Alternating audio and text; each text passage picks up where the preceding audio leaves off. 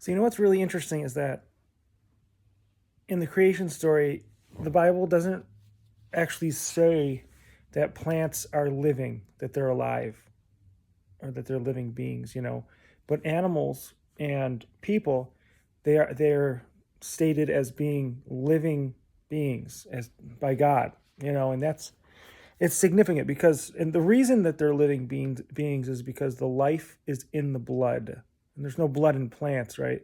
But in animals and people, there's blood, and the life is in the blood, and the life is the spirit, the breath of life, right? Even in the physical realm, the oxygen, right, is what courses through the blood, and that's the breath of life. It's what gives air to the whole body and keeps it alive. And that's why in the beginning it says that God formed Adam out of the dust of the earth, and then he breathed the breath of life into him, and Adam became a living being.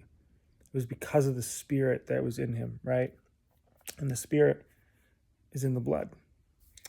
Now, this is interesting because when Cain and Abel, sacrificed to the Lord, Cain sacrificed his plants, and Abel sacrificed a living creature, right? And Cain's offering was not accepted by the Lord, but Abel's was.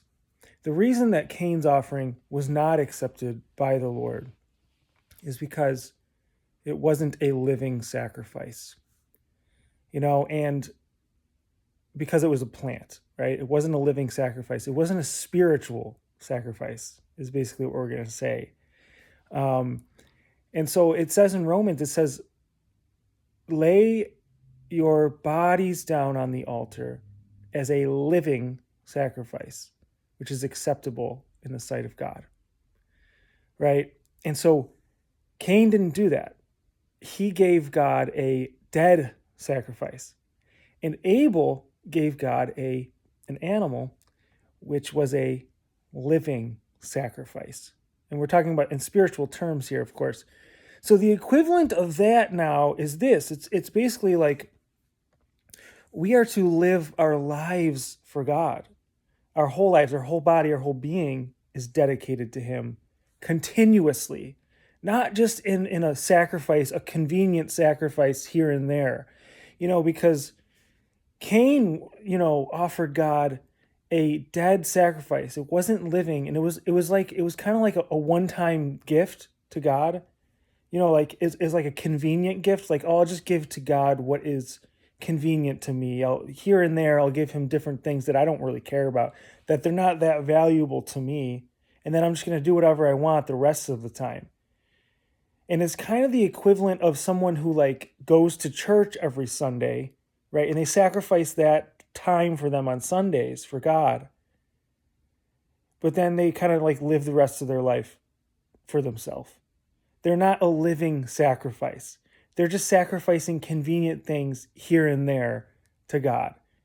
And God wants our whole lives, right? God wants us to live for him all the time. To live for him, for our lives, our everything that we do, to be a living, walking, breathing sacrifice. And that's when it comes down to it, the only way to actually do that is to live a life in constant relationship with God. That's what he's looking for. And anything else less than that is not enough, right? And so we look at the way that God corrects Cain, and he tells him that that it wasn't enough, basically, his sacrifice. And I really believe, Cain had an opportunity there to simply try again, to just start over and not get so ashamed or upset about it, but to really just start living, in relationship with God more, and making his whole life about God, and giving God his heart. That's what God really wants from us, and that's what a romantic relationship really requires, is that the heart, right, which is where the blood flows, which is where the spirit is in, right, which is where the life is, in the blood, in the heart. needs to be for your spouse or your mate, right, your partner. And you do that really by having intimacy with them and sharing all the issues of life with them that are from your heart, right? And it's kind of that simple. So it's really not even about like all these other things that we make it about. It's about like, are you focused on him, the love of your life, the object of your love? Are you giving him your emotions, all your feelings, and the issues of life that flow from your heart? Or are you living your life disconnected from him, essentially? And then you live disconnected from him, but then you come back to him every once in a while. You're like, oh, I need to like spend some time on him and give him some of my attention. But then I'm just gonna go like do my own thing for a while, and then I'll just keep coming back periodically. And that's not good enough. It's not good enough. The Lord wants our whole heart, guys.